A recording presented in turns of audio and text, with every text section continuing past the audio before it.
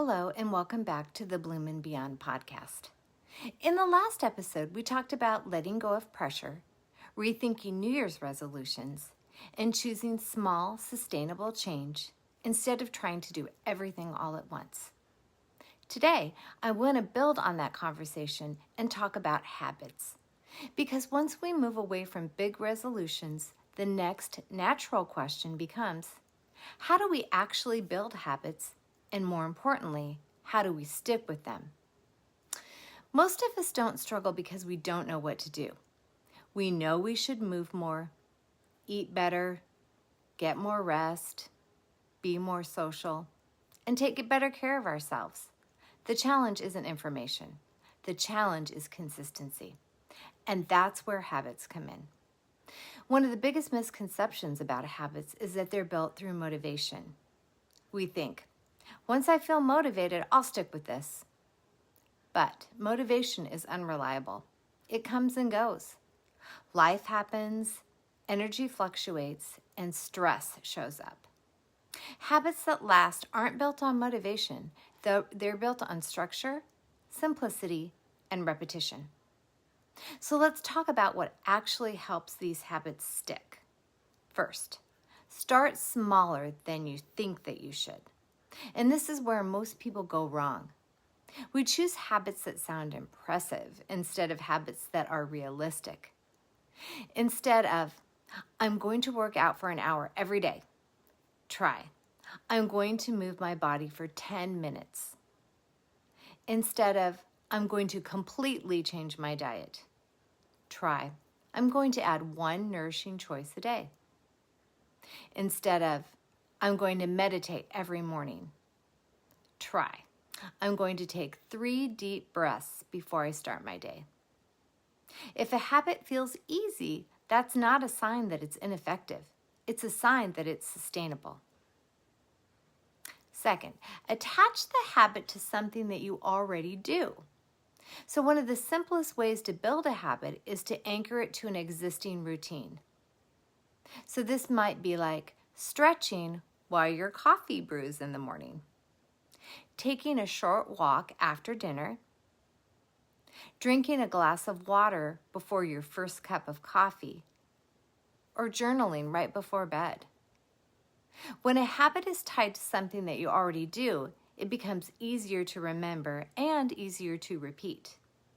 You're not adding something brand new, you're layering it into your life.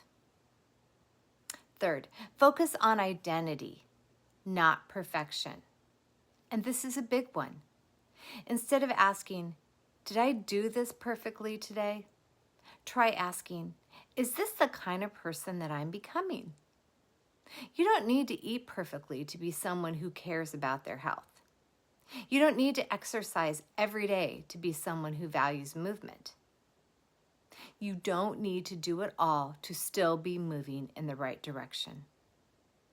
Habits stick when they become part of how you see yourself, not when they're treated like all or nothing rules. And fourth, expect imperfect days and plan for them. One of the fastest ways that habits fall apart is when people believe missing one day means that they've failed.